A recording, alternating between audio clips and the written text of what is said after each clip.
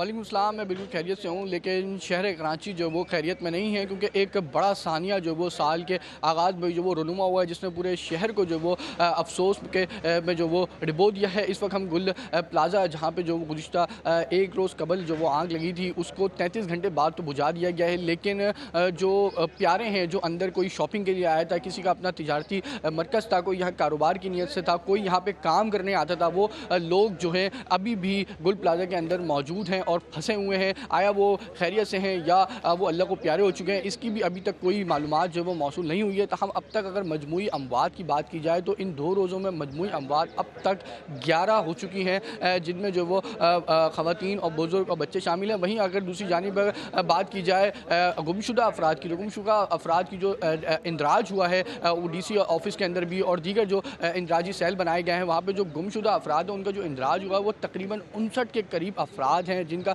जो वो अभी तक ताहाल लापता हैं। उनके प्यारे अभी भी गुल प्लाज़ा जो गुज़िश्ता 2 रोज़ से वो जल रही थी, जल के अब मुकम्मल तौर पर खाकसर हो चुकी है। मेरे अक़ब में जो आप मलबा देख रहे होंगे, ये बिल्कुल गुल प्लाज़ा की बैक साइड है। ये भी कल जो वो जलती हुई आग के बाइस मुकम्मल तौर पर खस्ता हाल होकर ज़मी बोस हो गया, और उसके बाद जब अब इन मलबे के अंदर उनके प्यारों को जो वो ताहाल तलाश किया जा रहा है। रेस्क्यू ऑपरेशन की बात करें तो रेस्क्यू ऑपरेशन रात से ही जो वो चल रहा है, और इसमें तकरीबन रेस्क्यू की तमाम तर जो इदारे हैं वो शामिल हैं। रेस्क्यू 112 है, AD के रज़ाकार हैं, चीपा है, और दीगर जो पाकिस्तान नेवी है और पाक फ़ौज की भी हमने देखा कि गुज़िश्ता रात जवान आए, उन्होंने भी जो वो इस रेस्क्यू ऑपरेशन के अंदर हिस्सा लिया। और अभी भी हैवी मशीनरीज़ के ज़रिए से कोशिश यही की जा रही है कि मलबे को जल्द अज़ जल्द हटाया जाए, और उसके अंदर अगर कोई फंसा है तो उसको जल्द अज़ जल्द जो वो बाहर निकाला जाए।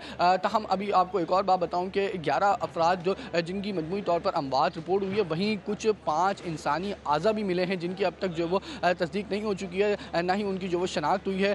उनको लेबॉर्ट्री टेस्टिंग के लिए सिविल ट्रॉमा सेंटर जो वो मुंतकिल किया गया है। जबकि जो इस वक्त इमारत के मनाजिर हैं, अगर मैं आपको थोड़ा सा कैमरे से हट के कैमरे की नज़र से दिखाने की कोशिश करूँ, तो मेरे कैमरे में ताहिन नबी अगर आपको सूरत हाल दिखाएँ, तो ये वो गुल प्लाज़ा मॉल है, जहाँ पे आग आतिशज़दी का वाक़या हुआ था।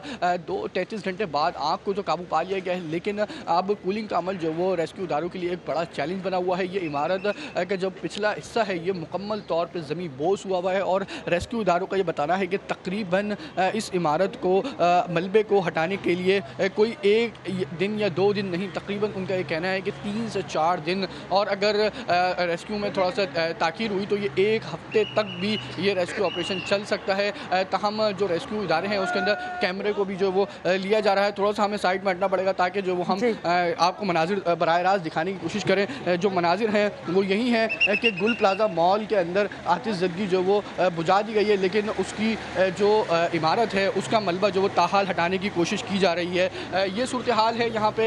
जो उनके प्यारे हैं वो अभी भी अपने प्यारों की इस आस के अंदर यहाँ बैठे हुए हैं कि शायद उनके प्यारे अभी भी जो वो सही सलामत अंदर मौजूद हों।